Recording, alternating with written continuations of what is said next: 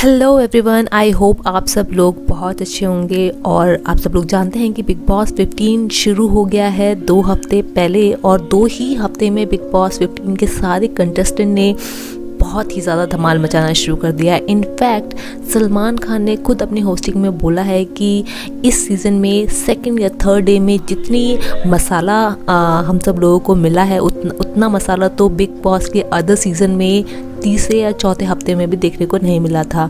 तो इस बार big boss 15 देखना काफ़ी इंटरेस्टिंग हो रहा है। और इसके साथ साथ आप ये तो जानते ही हैं कि बिग बॉस 15 में वो कंटेस्टेंट आते हैं कि उनसे कुछ ना कुछ नेगेटिव या पॉजिटिव पब्लिसिटी या कंट्रोवर्सीज जुड़ी होती है, और यही मुद्दा है आज का हमारा इस वीडियो बनाने का। और आज मैं बताने वाली हूँ आपके कुछ फेवरेट कंटेस्टेंट और उनसे रिलेटेड कंट्रोवर्सी जिसकी वजह से वो बिग बॉस 15 में नज़र आ रहे हैं।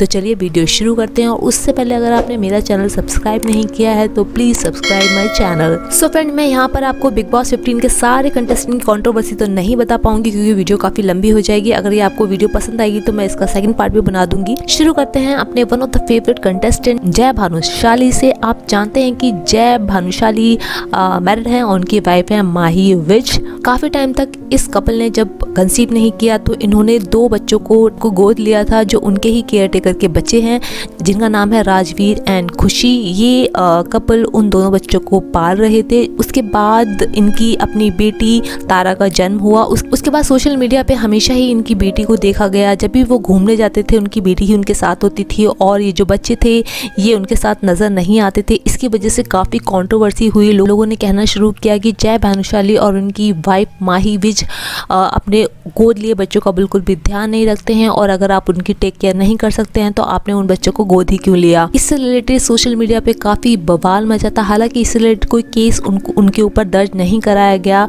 बट इस चीज़ को लेकर जय भानुशाली को बाद में सामने आकर अपना क्लैरिफिकेशन देना पड़ा था। अब बात कर लेते हैं अपने सेकंड कंटेस्टेंट जो कि आजकल सबकी फेवरेट है, वो हैं तेजस्विनी प्रकाश।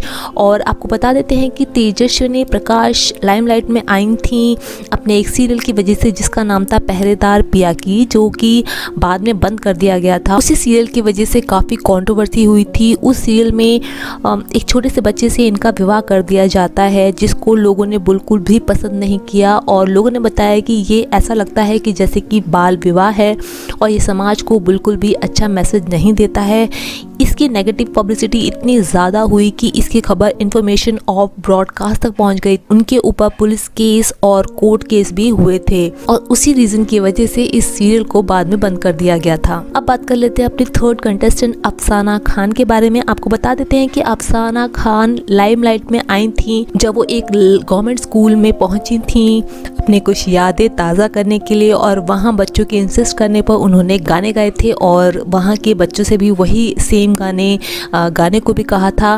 कंट्रोवर्सी ये थी कि वो गाने वायलेंस से रिलेटेड थे, और बाद में जब उनकी वीडियो सोशल मीडिया पे पब्लिक हुई तो लोगों ने कहा कि उन गानों को बच्चों से गवा कर वो वायलेंस को प्रोत्साहित कर रही हैं, और उसी की वजह से उनको काफ़ी ज़्यादा प्रॉब्लम हुई थी, और उन्होंने खुद बाद में लाइव आकर माफ़ी भी मांगी थी। अब बात कर लेते हैं हम सब लोगों की फेवरेट कंटेस्टेंट शमिता शेट्टी के बारे में। आप ये जानते हैं कि Shamita Shetty direct big Boss OTT से बिग बॉस 15 में आई हैं, और आपको बता देते हैं कि शमिता शेट्टी के साथ भी काफ़ी कंट्रोवर्सीज जुड़ी हुई हैं। एक तो उनकी काफ़ी पुरानी कंट्रोवर्सी है जिसमें वो मुकेश भट्ट के साथ एक शो में गई थी जहां पर उनको अंडरगारमेंट्स ना पहनने की वजह से, जिसमें उनके कुछ पोस्ट क्लिक किए गए थे और उन्हीं की वजह से उनको काफ़ी ट्रोल किया गया था।